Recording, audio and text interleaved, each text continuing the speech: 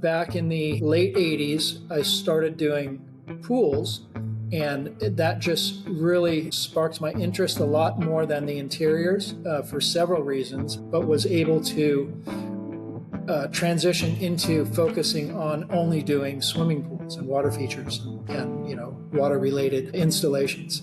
And that's really all we've been doing for the last couple of decades. I always say when people, I don't know if people are looking for inspiration in this, but if they are, I always say do the right thing, step up and do the right thing, up your tile game.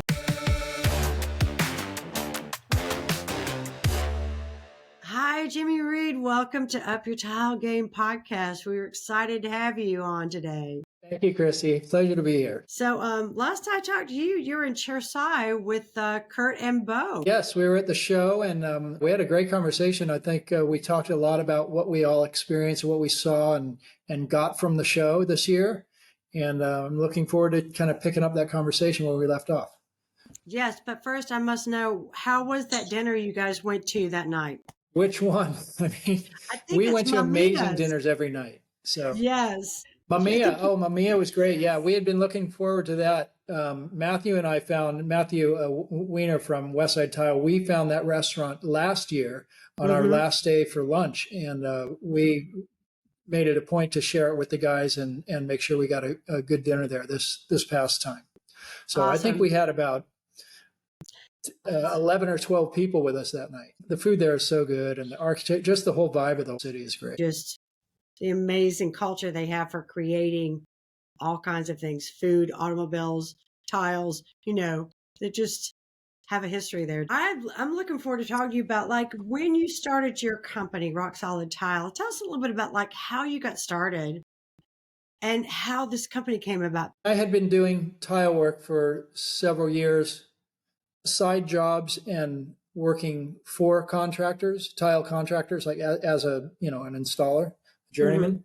And I started doing more and more my own projects and then just eventually started Rock Solid as a legitimate company in the 80s, and then got licensed and bonded and everything, I think in 1990 or 1991. And have just been full time since then. Yeah. I was traditionally a tile contractor, of course, doing interiors and some hardscaping and also stone slab fabrication and installation. But back in the late 80s, I started doing pools. And that just really sparked my interest a lot more than the interiors for several reasons, but was able to transition into focusing on only doing swimming pools and water features and water related installations.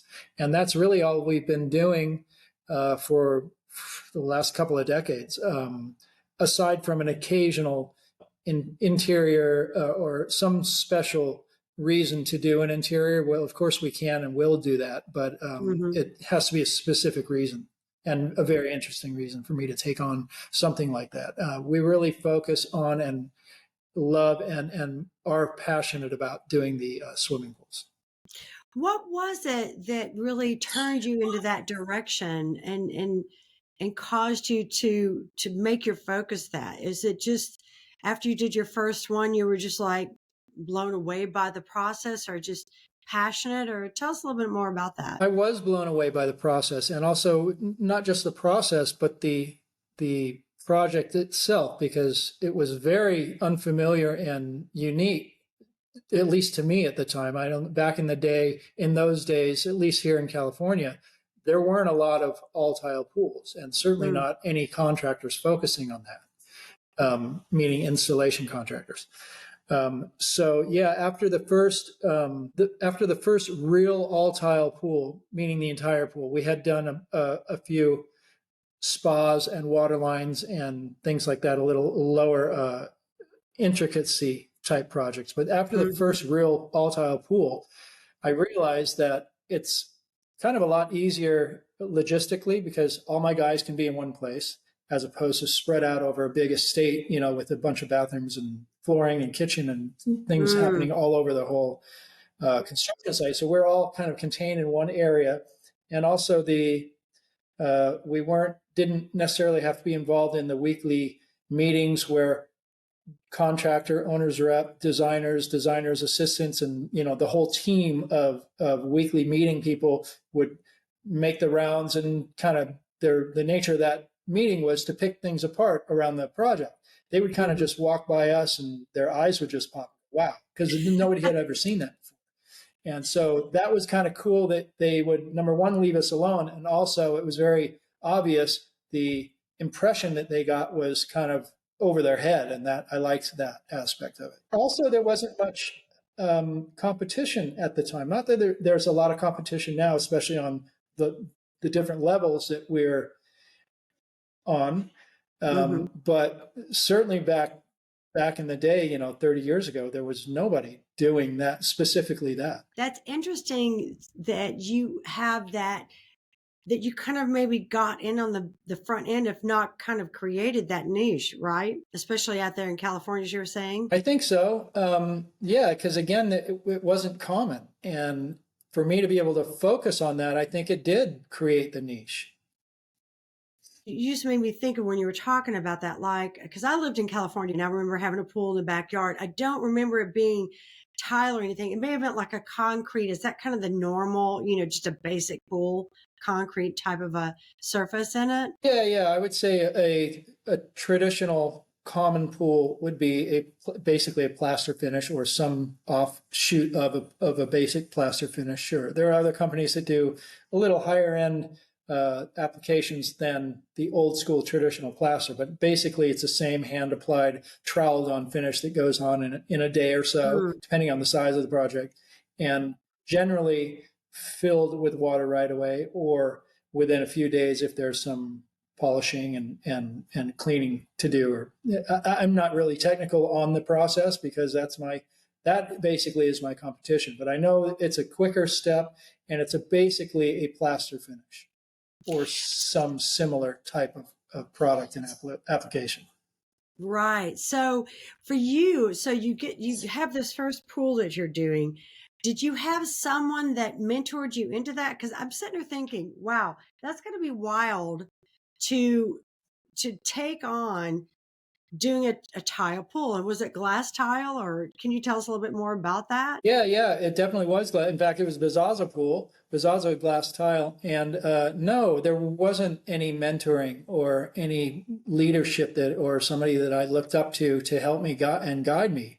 I just kind of took it and ran with it. And I applied I mean, at the time, we were definitely at the high end of interior installation. So I took my level of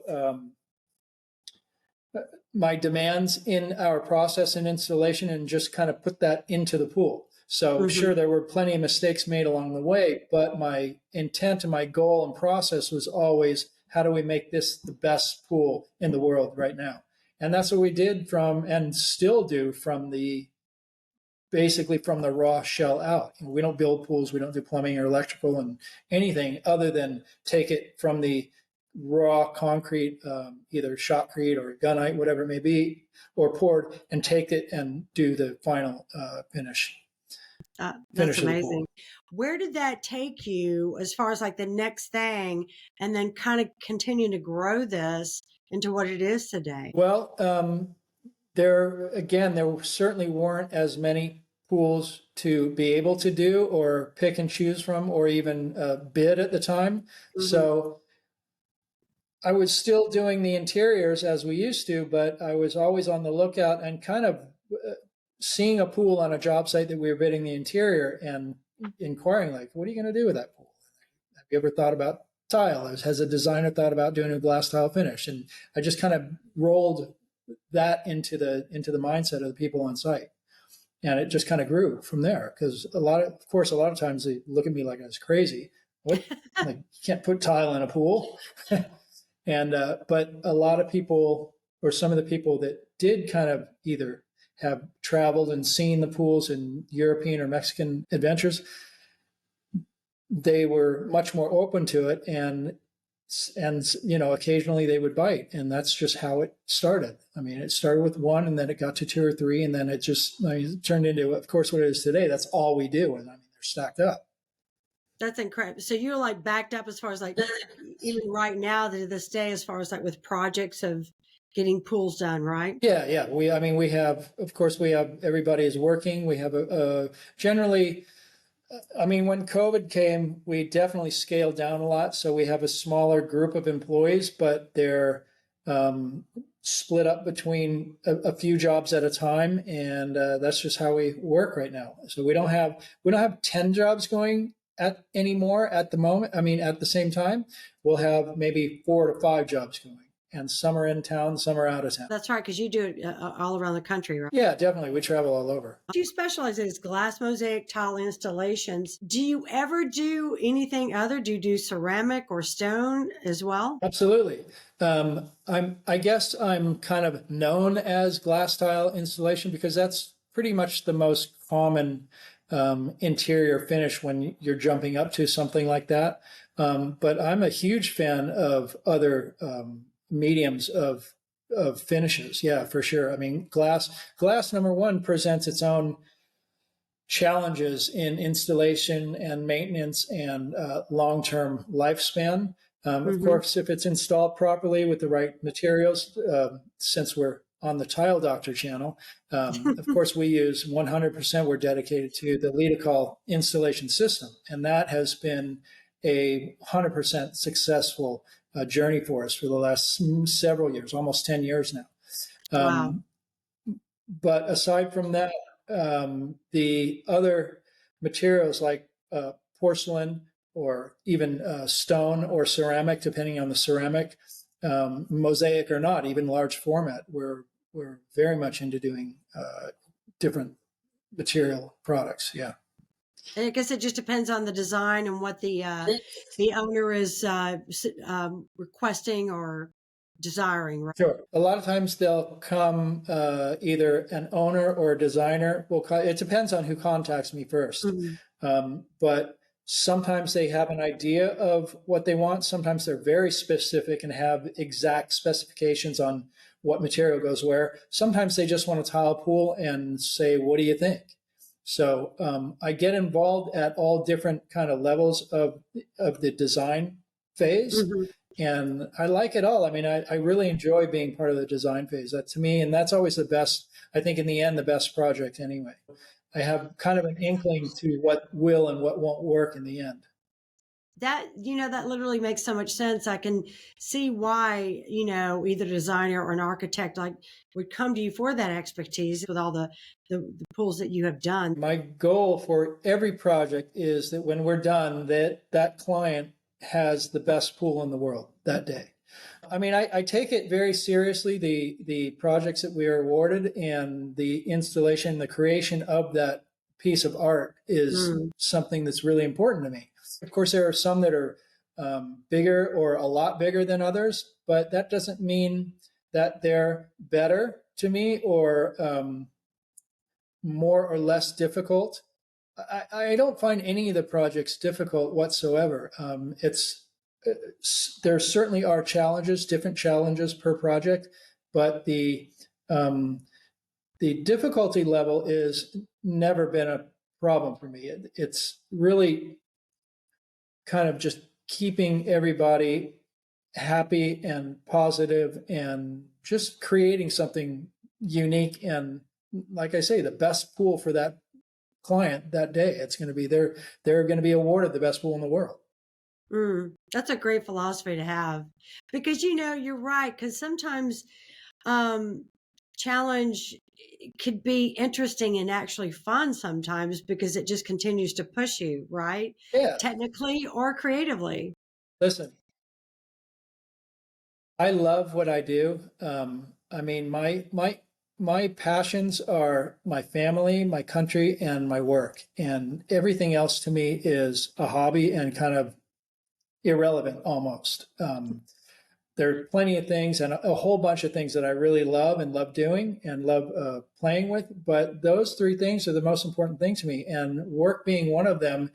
It's not even work to me. I mean, I live and breathe our Mm, projects. And I feel that what I do in a pool has very little to do with what anybody else does in a pool. And I personally strive to make not just the final and finished product something, beautiful, but every step of the way. I find the waterproofing, the floating process, and the calculation, and the layout just as interesting and beautiful as the final pretty tile. So it's really every step of the way for me is just as important as the previous, and most of the process and steps are unseen to to most people. right? To make it a finished, beautiful product and all that foundation work, all the technical work that has to go in it, and being able to master that. Because, like you just said earlier, you use Lutico products, and it's interesting too, because I can imagine just going through different, projects that you may have had where it's like, okay, this worked, this didn't, or this is better here, just finding that system and those formulas that work the best for you. What is it about Lutico products that um, seem to work so well for you? Well, especially in submerged and water applications, the most important aspects for me are the adhesion of the lead elastic, the epoxy bite that it has, but also the polyurethane flexibility. To me, that's really the key, is the flexibility. Because if you Mm, have a super rigid epoxy, it'll definitely bite and bond and have a huge strength until the temperature starts changing, until the atmosphere starts attacking it. And then if it's too rigid, that material, be it glass or porcelain or whatever the medium may be, it is susceptible to popping or delaminating or pulling that mm, epoxy off of whatever the substrate is with the glass. Or, I mean, there's a million things that can happen. So to me, the flexibility in the adhesive is absolutely key. We've found nothing close to that in the entire time that we've been doing installations, especially pool installations. And then the Starlight grout as well has a flexible aspect to it, but it's also zero cement component in the epoxy, which other epoxy grouts do have a certain amount of cementitious I properties. didn't know that. So that also makes it, yeah. Therefore it's completely unreactive to water, which is also important. So we're 100% away from any cementitious installation materials. And with the Litical, I find that the bond strength and the flexibility issues and the waterproof aspect of even the grout itself is actually waterproof. I think those three things mainly are what makes it the best products for us. Wow. That's a testament right there, man.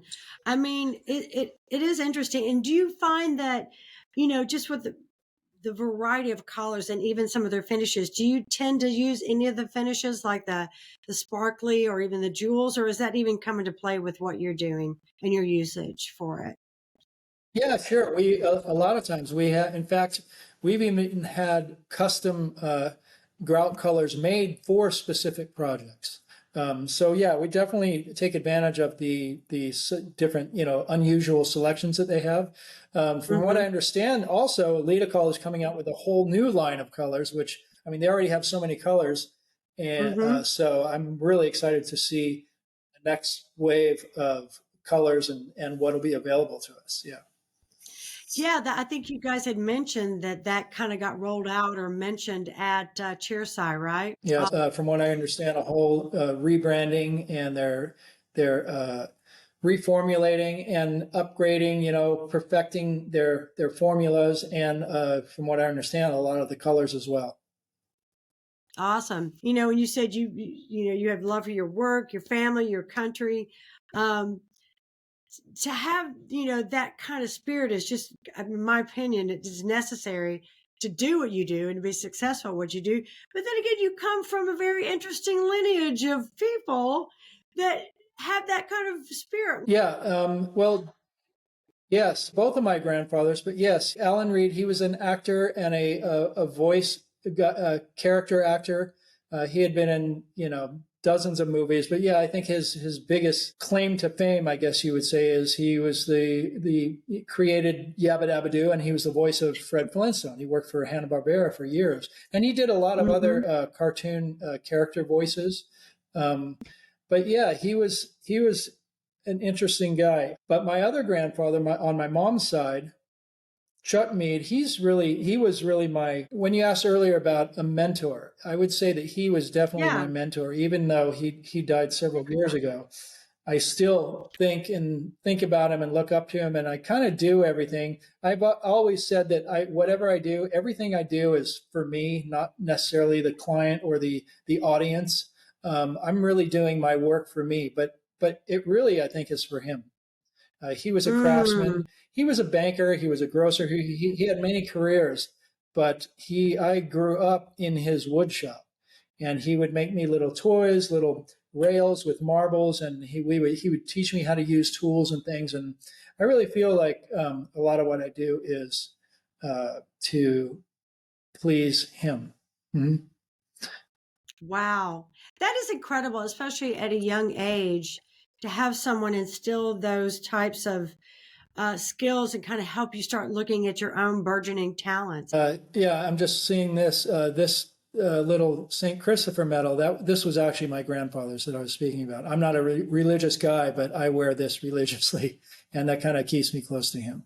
Yeah, That's amazing. Wow. So I'm so glad you shared that too. So you have a family, you have children as well. yeah. So my wife Elizabeth and I, we've been married 26 years. We've been together for 30 years or so. And yeah, we have three kids. And one of our children, our middle kid, our son Mhm. Jack, he works for Rock Solid, and he's turning into quite an installer. So he's in the Wow. field every day with all the other employees doing the work. Yeah. He's very good at details. I'm really proud of that.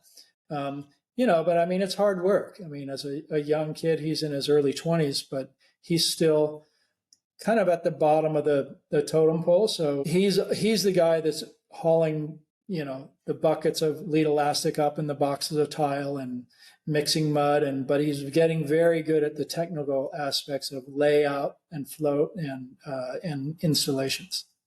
That's awesome. I mean, to me, that's like, talk about just learning all the basics and the ground floor training. It feels like that is the best way to do anything. So he's earning the stripes, isn't he? Absolutely, just like I did. I mean, I was the Exactly. grunt on the crew for years. My first job in the tile industry was when I was 12 years old, and I would work on the summers and weekends. And I worked with this crew of these. To me, they look like these giant monster guys, and I was mixing their mud and their thin set and cleaning their tools and hauling shit up the stairs of these houses, these big houses. You earned it. Yeah, I couldn't believe that when you said you had started that young. That's incredible. So, Yeah. do you mind me asking what, like, your dad Remember, did? my dad is a businessman. Hmm. He has always done and still does specialty advertising. So, in fact, we get our T-shirts, all our promotional items we get through my dad's company, Logo Motion. But yeah, so he was always in specialty advertising, which goes back to my grandfather, Alan Reed, Hmm. when he was even when he was still doing voice work and acting, he started a specialty advertising company, and my dad ended up working for my grandfather, his dad, after having, well, when my mom and dad got married, they were 20 years old.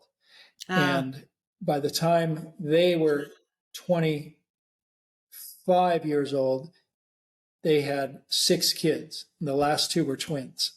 good land. My dad had three jobs. He was a box boy at a market. He was an usher at a movie theater, and he was also a Fuller Brushman, a door-to-door Fuller Brushman. A lot of people won't even know what that is. Uh, but after, so he got real hardcore, work ethic training just by nature. And then he eventually went to work with his dad, And that company was called Allen Reed Enterprises. And that was a specialty advertising company. And my dad eventually took it over and then started his own company. And that kind of grew and blew up from there. And my mom, on the other hand, she is a pure artist. So Mm. in fact, she's probably in her studio right now. She has a studio at her house. She does oil and watercolor. She goes through phases, as she's done for her whole life. She'll go into oils for months or even a year or two at a time, and then go back to watercolors and back and forth. She's involved with you know, painting society type groups, and she has shows and things. So she loves it. Yeah. So I have a That's little bit of a amazing. business background. I mean, not background, but influence. I have zero business background, meaning I didn't go to school. I went to art school very briefly after high school. So I have zero business education, I should say, Mhm. or really artistic education. Everything that I have and know and have learned has just been by being out there doing it. That's why I want my son to be at the bottom and not hurry through the process so he can actually learn. He decided not to go to school. Our Mhm. two daughters do. Our one daughter has already graduated Berkeley, and our youngest daughter is at Cal Poly. So they did decide to go to school, and they're doing well with that. But Jack decided not to go to school, so he's getting his education on site. That's incredible. I mean, and it's so different for each person. And, but I tell you, I do appreciate that hands-on. I do see now where on so many facets and so many ways your work ethic comes from. Um, because of what you said, both grandfathers and your dad, and even your mom, this artistic side as well, the business, the artistic, it's funny how we can, by osmosis or just being in it, in different ways be inspired to have that in ourselves. Definitely Yeah, I entrepreneurial. mean, and just by nature, yeah, for sure. I mean, my dad, as far as in my memory, he never had a really a job working for anyone. Of course, like I Mm. mentioned, he did have those jobs, but by the time I was probably, I don't know, 5 or 6 years old, he had his own company and he was his own boss. And so I've never seen anything other than that. And that's the only thing my kids have seen too. So the Rock Solid name, tell us a little bit about where you came up with that. What inspired it? Well, back in the mid 80s or so, uh, a friend of mine, we shared a room in a house that another friend of ours owned as our office. And their company was a music publishing company. My company was a tile installation company. And we needed a name that we could answer the phone and it could be either or. So if I picked up the phone and we were driving around one day and we saw a billboard, I think it was for a bank or something. It just said something about rock solid. And we're like, that's it. That's perfect. So if I answered the phone and said rock solid, and they said, "Oh, is this rock solid publishing?" I said, "Oh, hold on." I'd put it down, put it on hold, or vice versa. If they'd pick it up and is this rock solid tile? Hold on, please. And so we kind of use that name as a dual. We could only afford one phone line, I so it worked love it. out That's perfect. such a Yeah, great story. I love it. And then also, I hear you're yeah. like a big rock and roll fan too, though. So I was wondering if that had to play. But that's how I was expecting one answer. Now I got a whole other one. Yeah, on my side, it wasn't because of the music, but it certainly worked. I mean, I was still playing at that time, actively playing, which I Mhm. don't know. I mean, I play here at home occasionally a little bit, but yeah, and still, loving to feel and hear and experience music. So Rock Solid definitely fit right into what I was feeling. What instrument did you play? Guitar, mostly guitar. Yeah. Awesome. Yeah. Awesome. So I still strum a little bit here. I have too many guitars for the amount of playing that I do, but I like playing a little bit. Yeah. I always say when people, I mean, I don't know if people are looking for inspiration in this, but if they are, I always say do the right thing, step up and do the right thing. Up your tile game, of course, is a great phrase that you guys came up with in recently. So that surely fits into my communication with other people. I do get calls and messages from people often asking questions and, certain technical things. And my answer is always, part of my answer is always make sure you do the right thing. Mm. Um, Meaning the right process. Don't take any shortcuts. Make sure it is solid. Make sure it looks good. Make sure it's beautiful. Make sure you're proud of it. Make sure people are going to enjoy it and appreciate it. You don't want anybody picking your work apart. Mm-mm. There's no room for that. Is there anything else you would add as Yeah, far as yeah. what you think upping your tile game is? That to me kind of just says it right there. Do the right thing. I think, yeah, do the right thing. I think it's an integrity thing. Mhm. Up your tile game. Bring, and up yourself also. Keep your morals and keep your integrity. Without integrity, as the great Skip Phillips gifted to me a phrase, without integrity, there is no honor. And when we were having a conversation a couple of years ago, and he said that to me, and I just have never forgot it. So I mention that often because I think it's very meaningful and a powerful statement. Perfect. That's a great way to end this. I want to thank you so much, Jimmy, for being on. Thank you for Of coming course. on the Absolutely. Thank you. I appreciate it. same here.